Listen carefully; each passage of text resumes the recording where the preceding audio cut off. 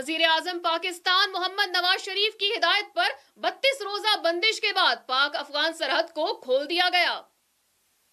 वजीर आजम मोहम्मद नवाज शरीफ की हिदायत पर पाक अफगान सरहद तोरखम को हर किस्म की आमदोरफ्त के लिए खोल दिया गया। वजीर आजम हाउस से जारी होने वाले एक बयान में कहा गया है कि अगरचे पाकिस्तान में शिद्दत पसंदी की हालिया वाक़यात की पुष्टपनाही अफगानिस्तान में मौजूद पाकिस्तान मुखालिफ अनासर की जानिब से की गई, ताहम सरहद खोलने का ये फैसला जज्बे खैर सगाली के तौर पर किया जा रहा है। पाक अफगान सरहद को तोरखम और चमन के मकामात पर तमाम किस्म की आमदोरफ्त के लिए खोल दिया गया है और आम शहरियों को मामूली चेकिंग के बाद सरहद अबूर करने की इजाज़त दी जा रही है। सरहद खुलने से दोनों जानिब से पैदल आमदोरफ्त के साथ साथ तिजारती सरगर्मियां भी बहाल हो गई हैं। बड़ी अच्छी बात है जी, अफ़गानिस्तान का बॉर्डर खुल गया है,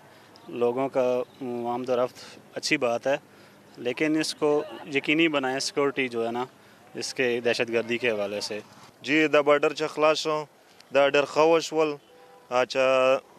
द अफगानिस्तान च कोम तिजारत روان و कारोबार و هغه د ایران سره کېدو نو د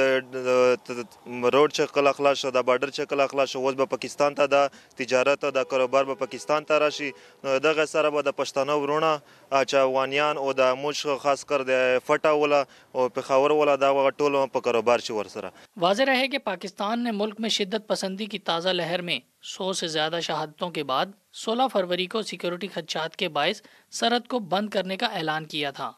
वज़ीर आज़म पाकिस्तान के बॉर्डर खोलने के अहकामात को दोनों मुल्कों की अवाम ने भरपूर सराहा है और दहशतगर्दी से निपटने के लिए बॉर्डर की सिक्योरिटी को बढ़ाने का मुतालबा किया है। राहिल हसन, अल्लोलोआ टीवी, इस्लामाबाद।